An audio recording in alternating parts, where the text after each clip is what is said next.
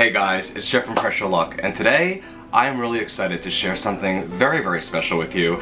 It has nothing to do with the Instant Pot. I'm going to tell you that right now. It's going to be something you're going to do very, very, very easily on your stovetop, and you're actually going to be blown away by how amazing the food you're going to make is going to be. Guys, we're making something that's going to be in the style of Korean fried chicken, but have like a sesame chicken flavor to it. Guys, we're making sesame chicken wings, and they're going to be the most crispy, unbelievably flavorful, and some of the easiest wings you'll ever make. I'm talking like barely any prep whatsoever, just easy peasy stuff, all accessible ingredients, and you're gonna be blown away by how amazing it's gonna taste. And let's make some unbelievable, crispy sesame chicken wings.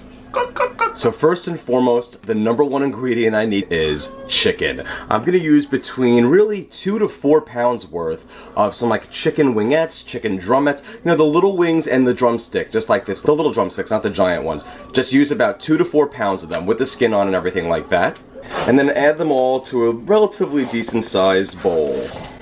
If this falls in, throw it away.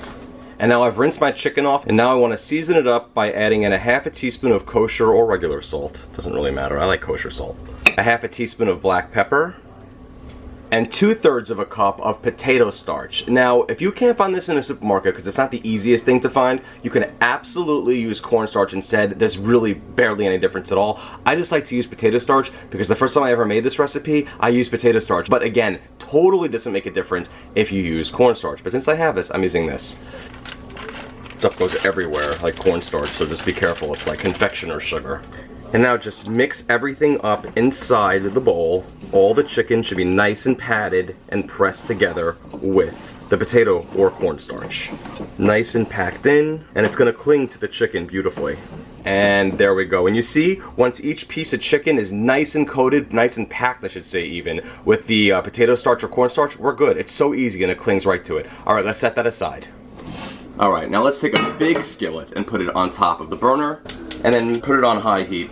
Now I want to add in about 24 ounces worth of vegetable oil or corn oil or canola oil, and let's let that heat up for about 5 minutes. And a good way to tell if the oil is ready is if you put a little bit of chicken in there and see if it starts to bubble when you add it, which it is. So I'm going to put this piece of chicken in there, we're ready to go. And let's lay all the chicken as much as you can inside the pot. You might have to do this in 2 batches, depending on the size of your pot. And obviously the deeper the pot, the more oil you might need. But I found that 24 ounces was perfect for this. I think I'm going to be able to try to squeeze them all in there. And perfect. And we're going to fry it for 5 minutes on this side. But after about a minute of them cooking, just try to separate each little piece from one another because they're going to want to stick to each other due to the nature of the potato or cornstarch, whatever you're using. But we want this to get super, super crispy because that's the way the Korean fried chicken is done.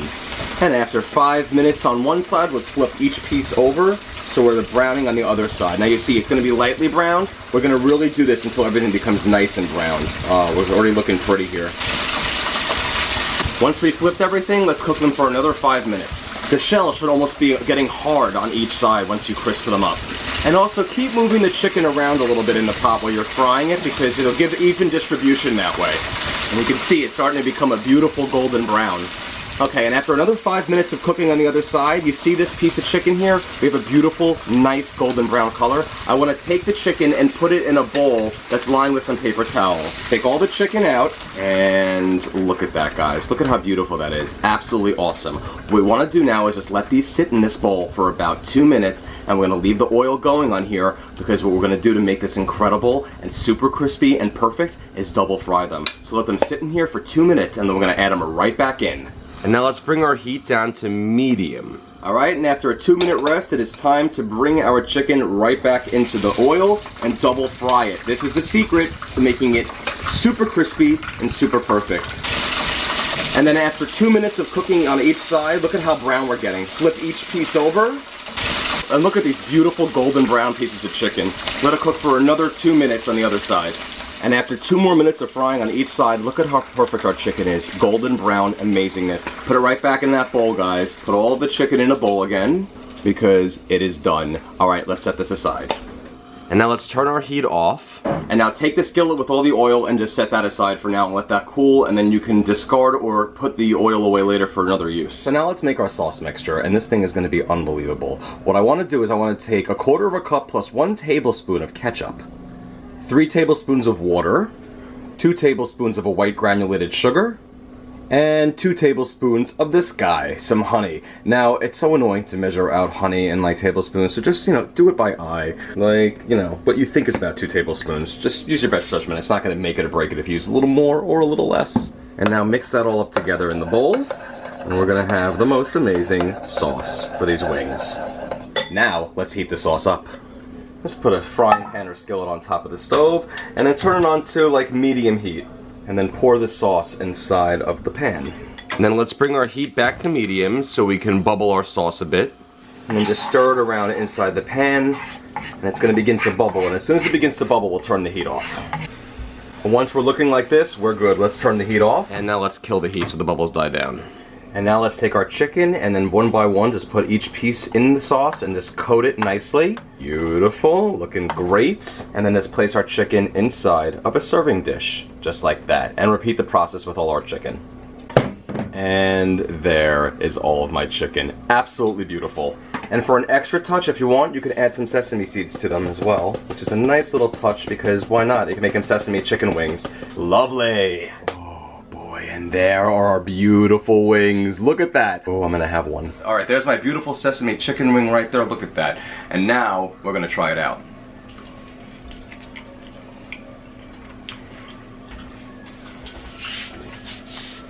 Excuse me for a minute. Do you hear the crunch? Do you hear how crunchy these wings are? And this, honestly, this is better than any sesame chicken I've ever had in my life. I'm not even joking. I am not kidding. And this is coming from a Jew who knows Chinese food. Believe me when I tell you, this is the bomb. Oh, the chicken meat. Oh my gosh. It's so moist and juicy. It blows my mind how you barely have to do any prep to this chicken and it can still be so moist and juicy and outrageous. Richard, try a wing! Take one. Here's the bowl of chicken. Richard, take your pick. Which one is calling your name? That one? Oh, that's a nice big one. All right. Give that a try. Alright. Something else. It's amazing how crispy this can be and still saucy. How does the sauce taste? Like a sesame chicken? Great.